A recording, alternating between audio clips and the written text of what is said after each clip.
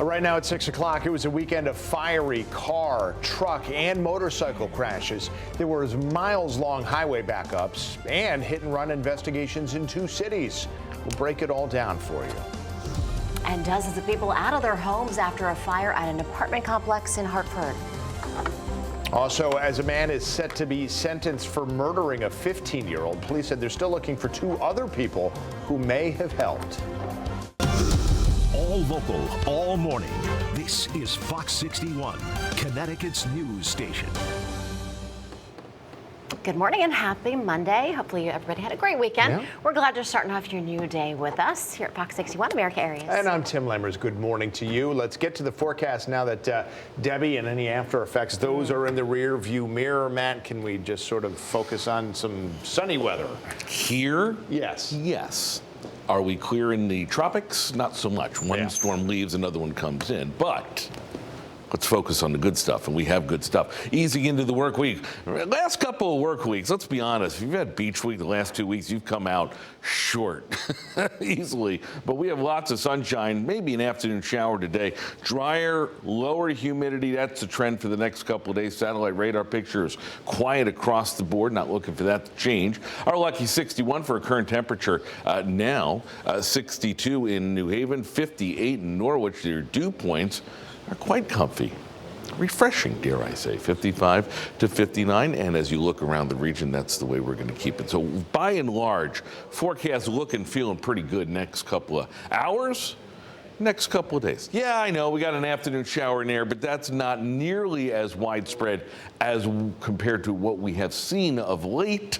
Is there any other rain in the 7-day? We'll talk about that coming up. 6:02 Monday morning. The bright, smiling Rachel Piscatelli standing by with a look at traffic. Good morning. Hey, good morning, Mac. Welcome back, by the way.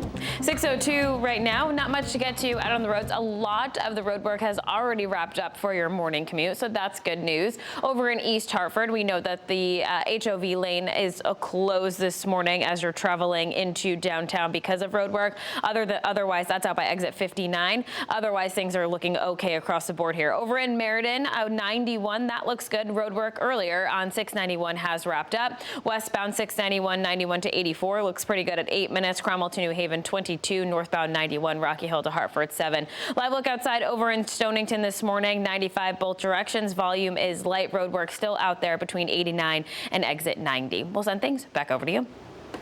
Well, it was another bad weekend on Connecticut's roads and highways. There were several crashes that either killed or severely hurt people. Yeah, and in some cases, police are still searching for the responsible drivers. All of this as the state provides a constant reminder of the number of lives lost on our roads so far this year. We're checking in with Brooke Griffin right now. She's live in Hartford with a look at where the investigations stand this morning. Brooke. Well, Connecticut State Police put out a warning to drivers this week. You might end up seeing it if you travel on 91 or 84, those digital billboards that we have. It talks about how many people have already died on our highways and roads this year. That number's at almost 200. And now their warning is slow down, be careful, don't be distracted.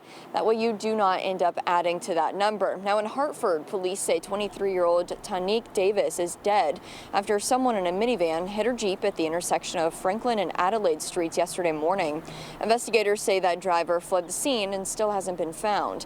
In Waterbury, a woman died after being hit by a car on East Main Street. That was Saturday night. Officers say they're still looking for the driver of that car. Vernon police say a motorcycle rider was found lying in the road in Henry Park yesterday afternoon. They tell us that he has pretty serious injuries, but he is expected to recover. Officers say they're still trying to piece together what happened for that one and determine if another vehicle was involved. 3 people were hurt when an SUV tried to move over to avoid a crash scene on I-91 in Meriden. That SUV ended up hitting another SUV, sending it into the median. That happened Saturday night, tying up traffic for several hours.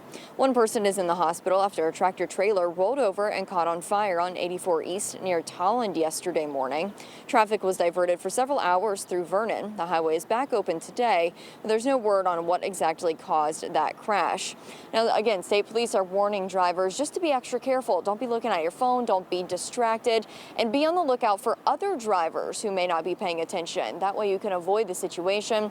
But as far as those deadly hit and runs, I have reached out to police, and if we have any more information on suspects or who could have been arrested for that, we'll get that out to you. Live in Hartford, Brooke Griffin, Fox 61, Connecticut's news station. A lot to run down there, Brooke. Thank you. Well, this morning, the issue of pedestrian safety is going to be the topic of discussion in Cromwell. State officials there are expected to share details of a $229,000 grant. Now, the money is going to be used to bring sidewalks along a portion of Willowbrook Road. It's part of the state DOT's Community Connectivity Grant Program. Well, this morning, officials in Clinton are still trying to figure out why a woman was on some train tracks where she was hit and killed. We know it happened just after 10 Saturday night near the Shoreline East station. Amtrak police are investigating. Neither they nor the Clinton police have yet released the woman's name. We know this morning at least 99 people in Hartford can't go back to their apartments after there was a fire at their complex. This was at a complex on Sherbrooke Avenue yesterday. Firefighters did manage to contain the fire to one unit, but they said that 70 units are currently unlivable. And we said at least 99 people were affected. That's because fire officials said they still need to find and speak with the residents of 19 of those 70 units. Thankfully, so far, no injuries have been reported.